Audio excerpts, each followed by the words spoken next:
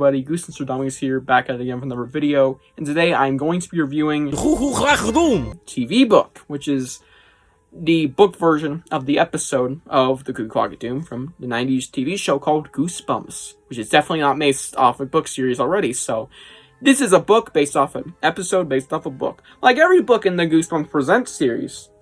Yeah, this is another Presents review. I haven't reviewed one of these books in a long time, I think. It hasn't been forever, but I think the last time I reviewed one of these damn TV books was like May. So it's long overdue since I have read every single one I own. I only have 4 left to read, as in I have 4 left to get as well. And finally I'm talking about one of the first ones I read, The Cuckoo Clock at Doom, which is one of the earliest in this series. So let's finally talk about it. And now for the blurb. My little sister Tara is the biggest brat. She's always getting me in trouble for stuff she does. That's why I decided to get even. I knew Dad was already mad at Tara for messing around with his anti-cuckoo clock. So one night I decided to turn the cuckoo's head around. I figured Dad would kill Tara, but instead something really weird happened. I woke up the next morning, and it was my 12th birthday all over again. Yep, I'm stuck in the time warp and getting younger by the minute. Michael Webster. I thought this was average.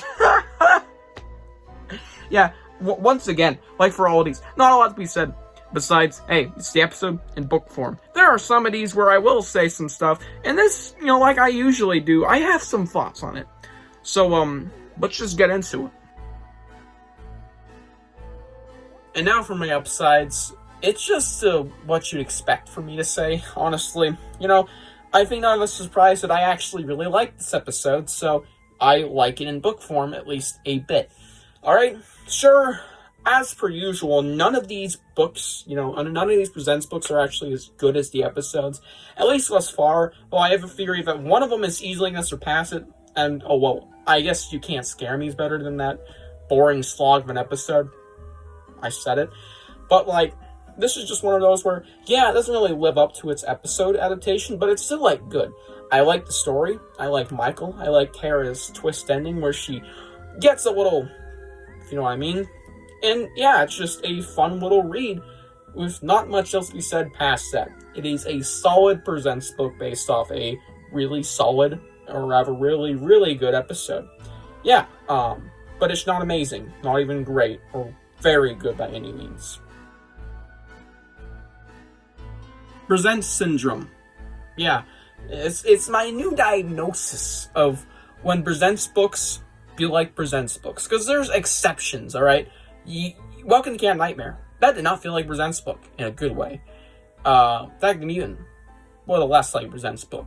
My Aries Adventure did not feel like a Presents book. It's actually my favorites from that series. Yeah, I said it.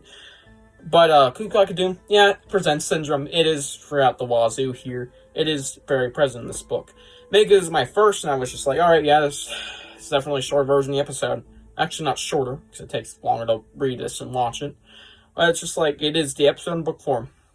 And whilst that doesn't sound terrible, and it's not really an issue, it's not as engaging as the episode. It really takes away from the engagement, because what you're reading, you can just watch right now in 20 minutes.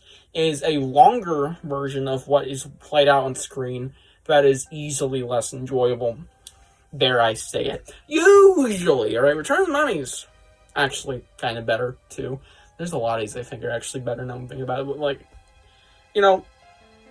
they're just usually not as great as their episode counterpart. And they're usually just not very engaging stories because they're usually really quick and they sometimes have not great writing, slow-ass pacing, and just nothing particularly amazing about them. They're really just fine. They don't blow me away every time. Unlike 2 of them so far. I think 2 of them. So yeah, let's get into my rating. 1 out of 10, I never read it. Nah, I'm just fucking.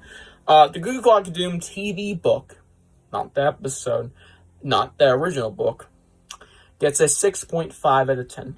It is the weakest of the Cuckoo Clock at Doom trilogy. There was no comic, right? Yeah, there's no comic. It is the weakest of the Cuckoo Clock at Doom franchise. But it's not even bad. It's not remotely terrible, but it's not remotely great or anything notable. is a book that exists. It's just one of those books where, will I read it again? Maybe. Do I really have that much desire to? Not really. But I'm glad I read it because it's good. Like, fine. So yeah, I recommend it, I guess. It's a borderline I recommend it. Hope you guys enjoyed this book review. Tell me your thoughts on this TV book below.